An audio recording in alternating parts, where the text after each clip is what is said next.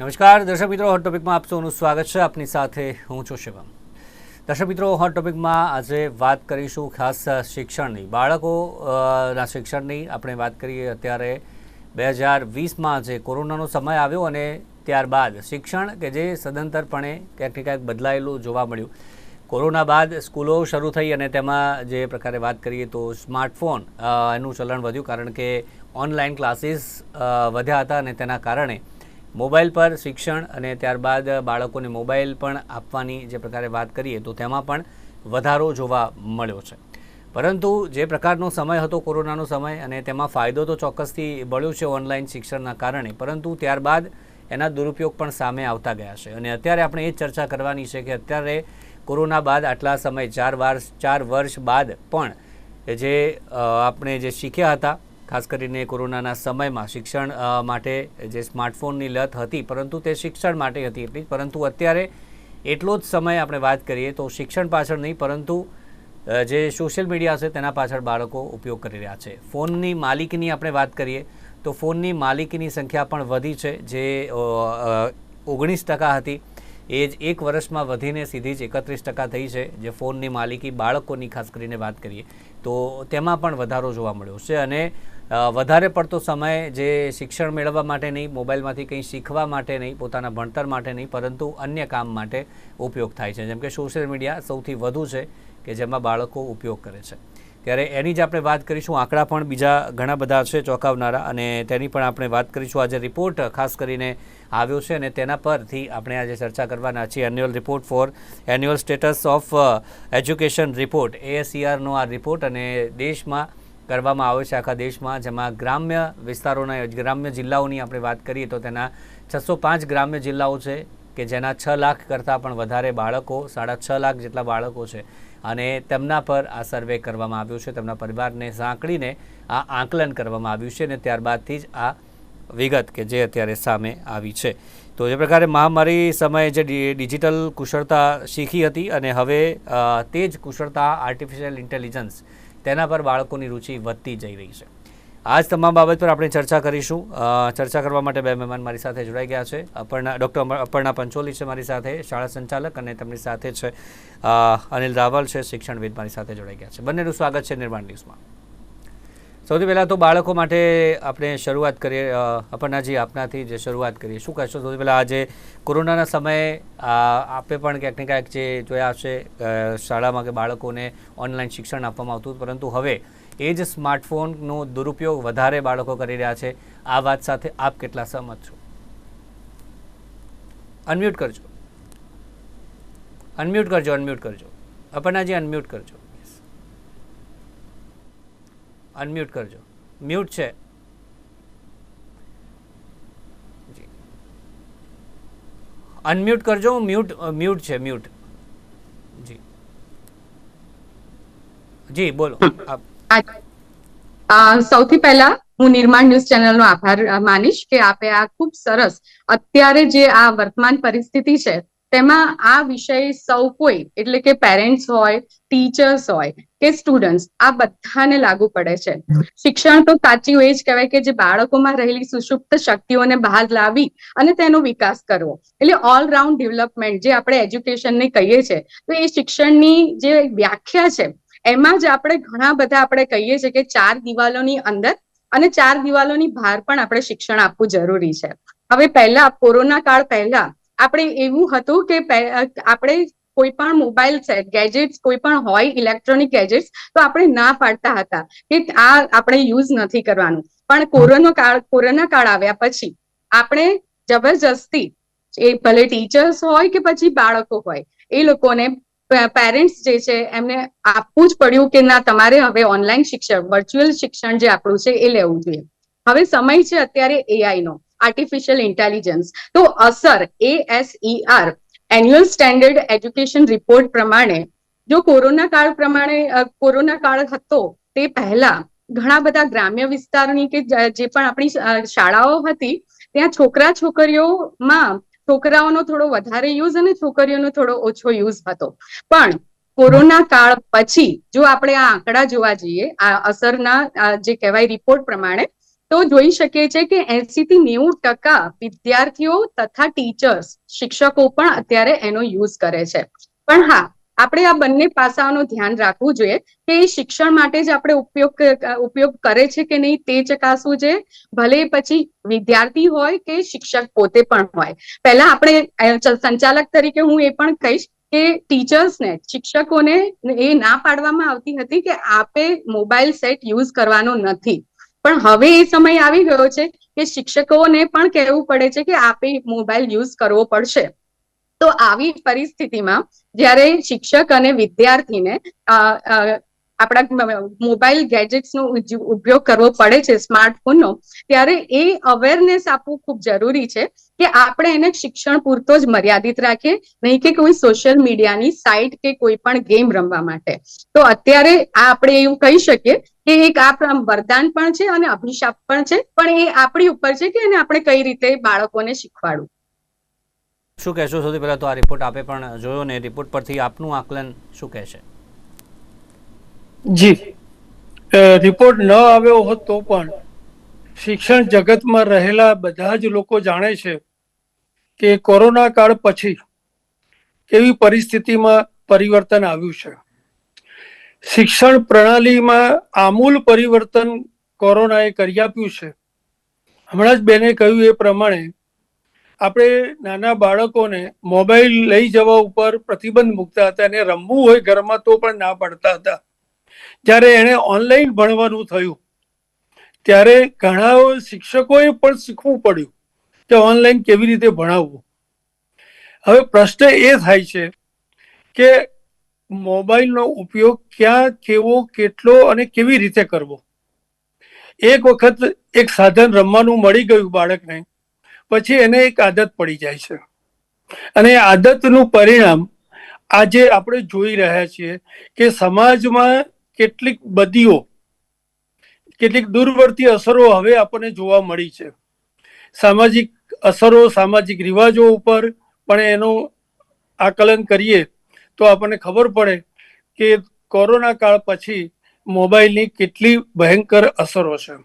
કેટલાક પરિવારો દેખાદેખીમાં પણ બાળકોને પોતાનો મોબાઈલ લઈ આપે છે.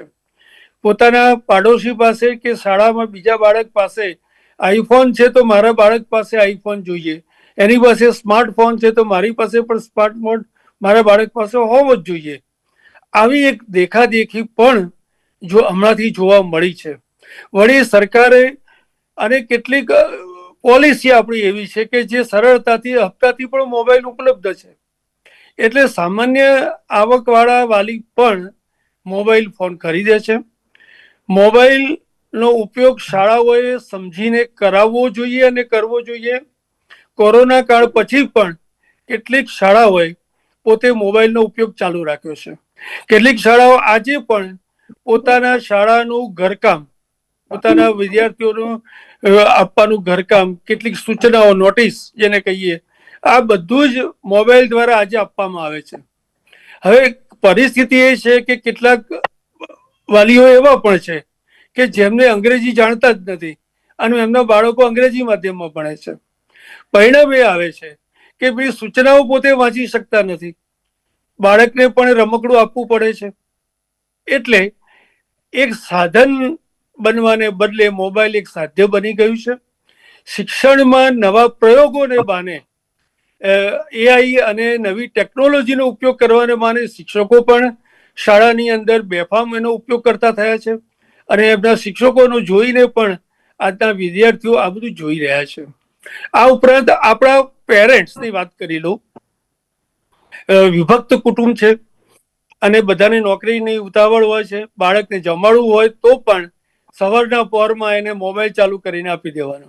એ બાળક બેઠું બેઠું પોતે મોબાઈલમાં કાર્ટૂન જોયા કરે અને કાર્ટૂનમાં મારામારી પણ હોય ને કોઈ બીજું ઘણું હોઈ શકે.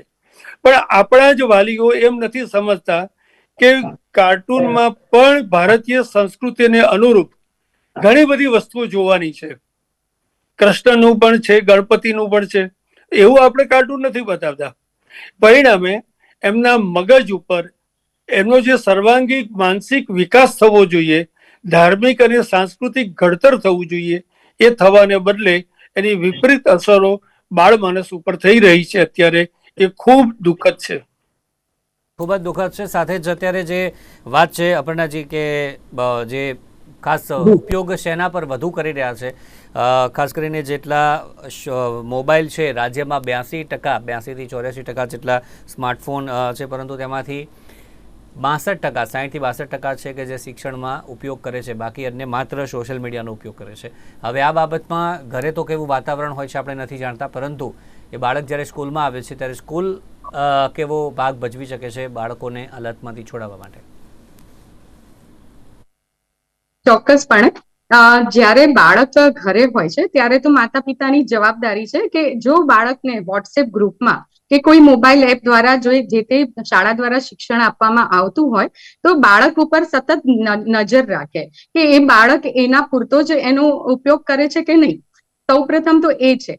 બાકી જ્યારે શાળામાં આવે છે ત્યારે શાળામાં ચોક્કસથી આપણે અત્યારે જે સ્માર્ટફોનથી જો એજ્યુકેશન આપવામાં આવતું હોય તો એ લોકોને જે કહેવાય કે સ્માર્ટ ક્લાસ પણ છે, તો એ સ્માર્ટ ક્લાસમાં જ્યારે બાળકોને શિક્ષણ આપવામાં આવે છે ત્યારે માત્ર ને માત્ર વિષય પૂરતું અને જે પણ એમના વિષય વસ્તુ છે એ પ્રમાણેનું જ શિક્ષણ આપવામાં આવે છે.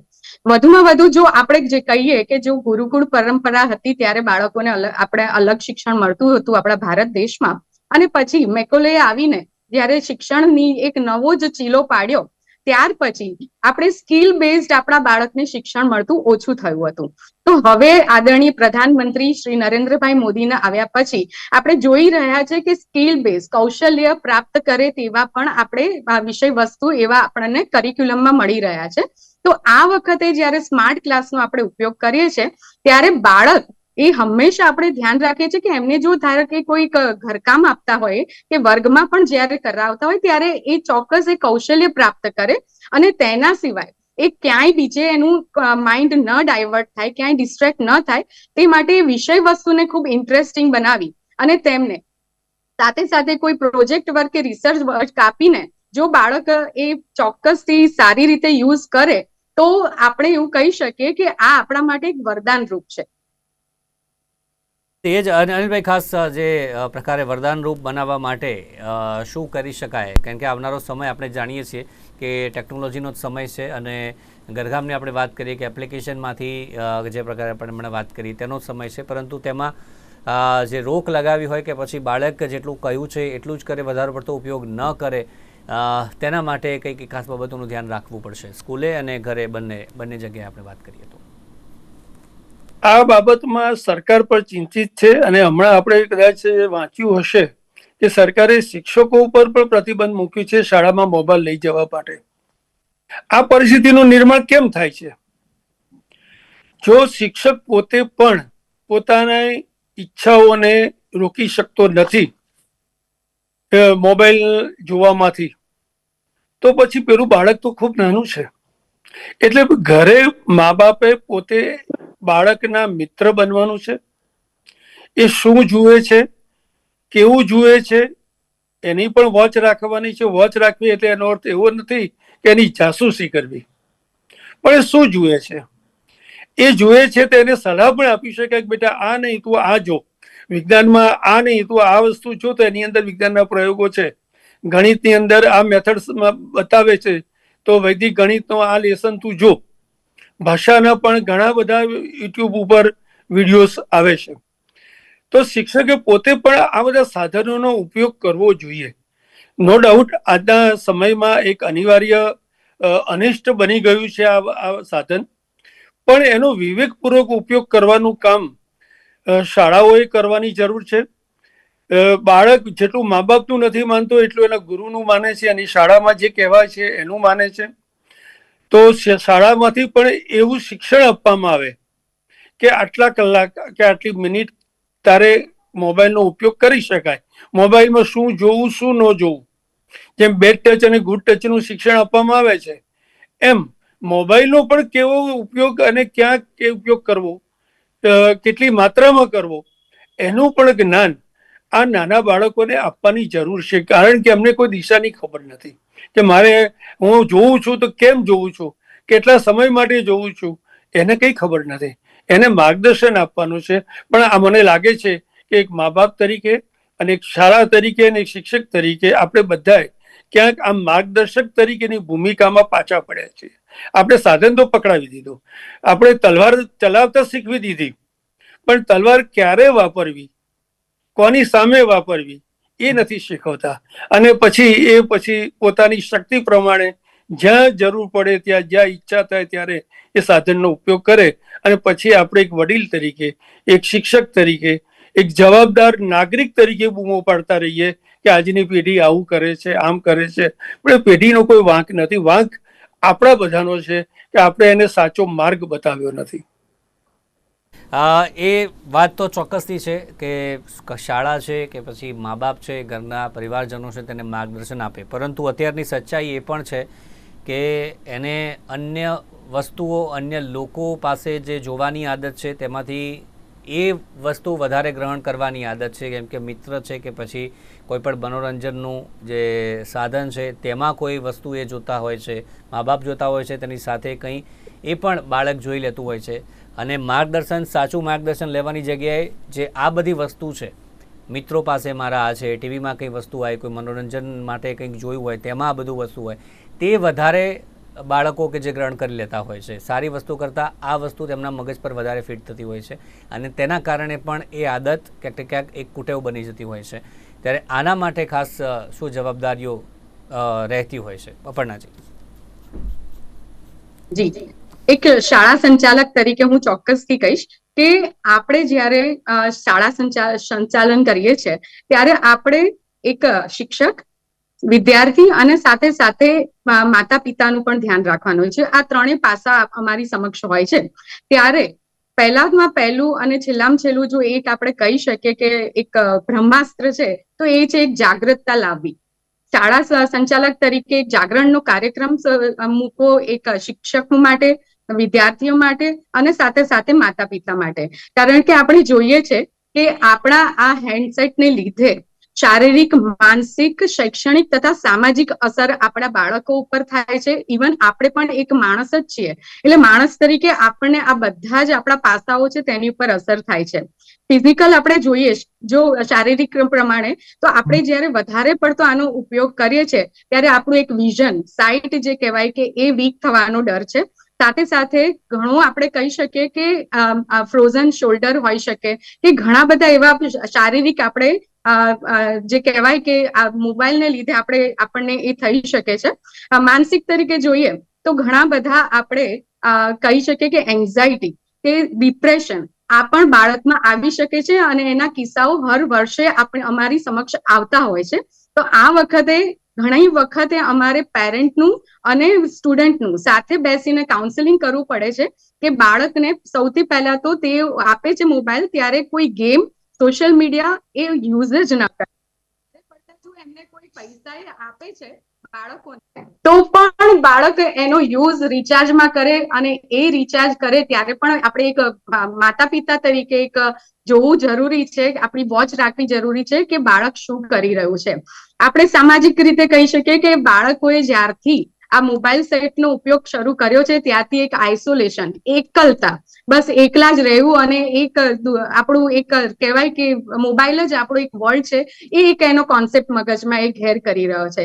શૈક્ષણિક રીતે જોઈએ તો ઘણી બધી વખતે વધારે પડતું જો વર્ચ્યુઅલ શિક્ષણ આપે છે તો એ ક્યાંક ને ક્યાંક નીરસતા જન્માવે છે. તો આવા ઘણા બધા દુષ્પરિણામો છે. તેના માટે આ દરેક માતા પિતા હોય, શિક્ષક હોય કે વિદ્યાર્થીઓ, દરેકને એક જાગૃતતા ફેલાવી ખૂબ જ અગત્યની છે આ સમયમાં. અને તેમને સારું શું અને નરસું શું એનું પણ એક કહેવાય કે જ્ઞાન આપવું જરૂરી છે. અતિની કોઈ ગતિ નથી. તો આપણે સૌથી પહેલા વધારે પડતું જો કોઈ પણ કાર્ય કરીએ છીએ તો એના આપણને દુષ્પરિણામો ભોગવવા જ પડે છે. એટલે અત્યારના સમક્ષમાં એઆઈના આ યુગમાં આપણે ચોક્કસથી સૌએ પ્રથમ આપણે ઇન્ડિવિજ્યુઅલ એક અવેરનેસ ક્રિએટ કરવી જ રહી કે આપણે આ જે આપણી પાસે જે કહેવાય એક વરદાન છે કે અભિશાપ એ આપણે જ બનાવવાનું છે. તો જો સારી રીતે એનો વિવેકપૂર્ણ ઉપયોગ કરીશું તો ચોક્કસ આવનારો સમય પ્રગતિમય બનશે જ. સાથે જ છોકરા અને છોકરીઓ બંનેની વાત કરીએ, બંને પાસેથી જવાબ લેવો છે. અનિલભાઈ, આપણાથી શરૂઆત કરીએ.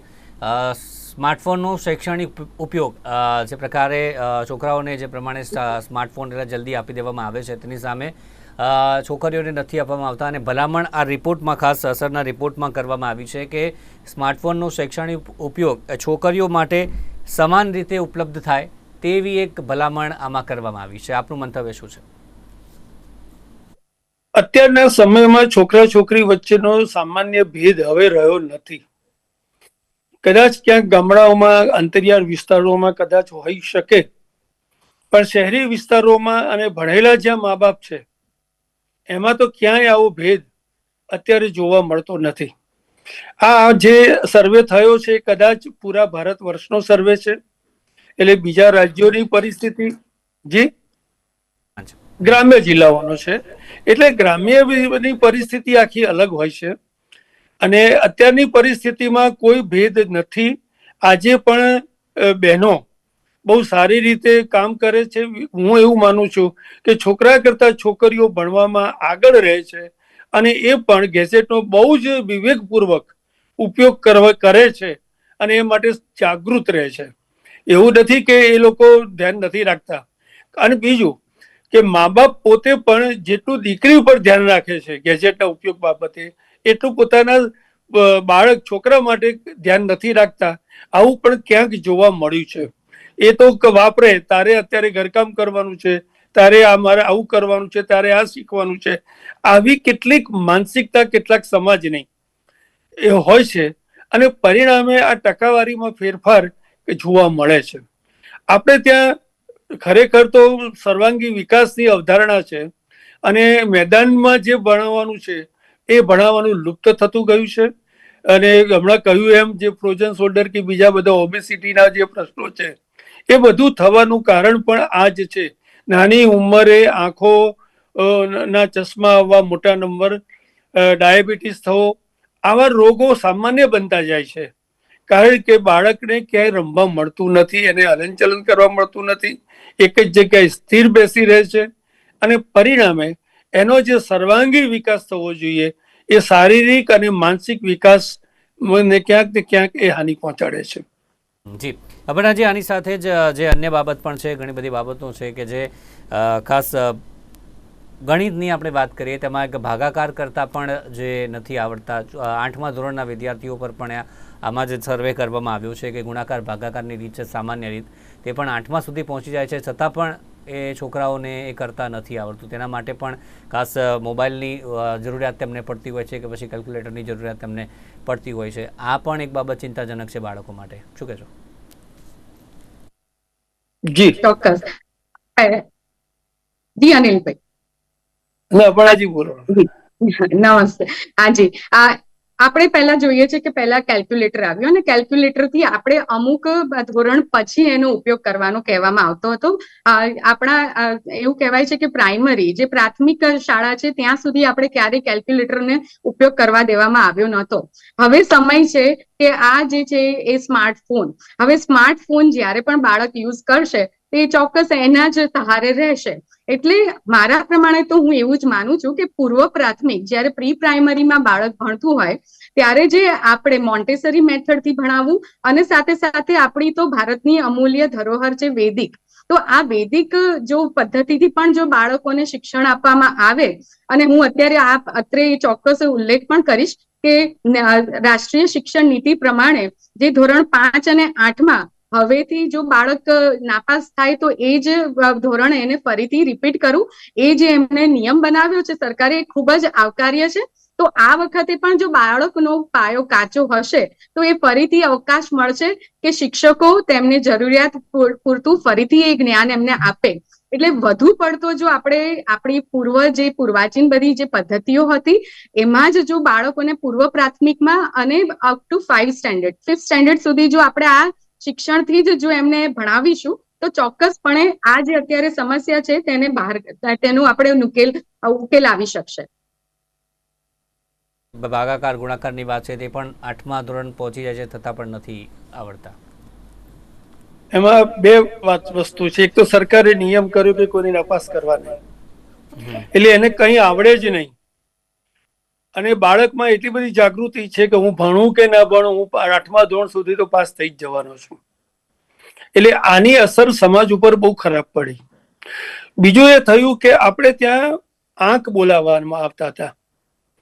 તમને ખ્યાલ હશે કે તમે કદાચ 20-30 સુધી આંક તો તમે પણ ભણ્યા છો, અને આપણા પિતાશ્રી પણ ઉઠા, દોઢા, પોણા આ બધું ભણ્યા છે.